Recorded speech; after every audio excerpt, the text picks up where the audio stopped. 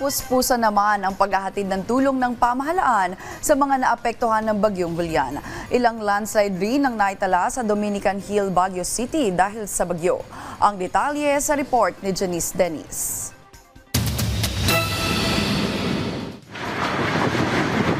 Sa kasagsagan ng Bagyong Julian, gumuho ang lupa sa bahagi ng Diplomat Road sa Barangay Dominican Mirador, Baguio City.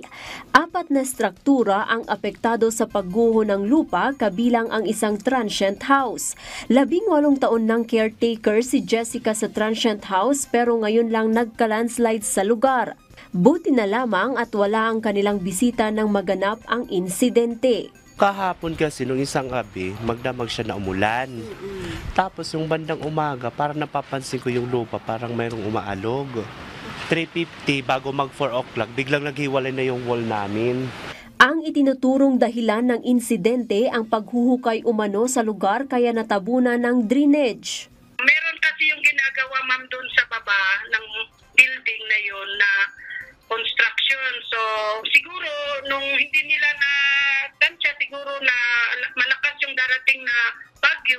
According sa naman, short na investigation kahapon, doon nung ginalaw yata yun, doon na nag-start. Samantala, apektado ng Bagyong Julian ang 81 barangay sa Abra, Baguio City, Benguet, Ifugao at Mountain Province. Mahigit 9,000 pamilya ang apektado na binubuo ng halos 32,000 individuals. 2 bahay ang totally damaged habang 3 naman ang partially damaged sa Cordillera. Naghatid na ang DSWD at mga LGU ng agarang tulong sa mga nasalanta. Ayon naman sa DPWH, passable na ang lahat ng national roads at bridge sa Abra, Ifugao at Baguio City.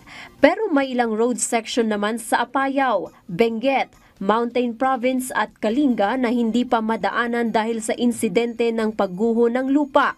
Nagsasagawa na ng clearing operations ang tauhan ng ahensya sa mga apektadong kalsada. Sa Barangay Dipilat, Vintar, Ilocos Norte, hindi na madaanan ang tulay matapos mag-collapse dahil sa malakas na agos ng tubig.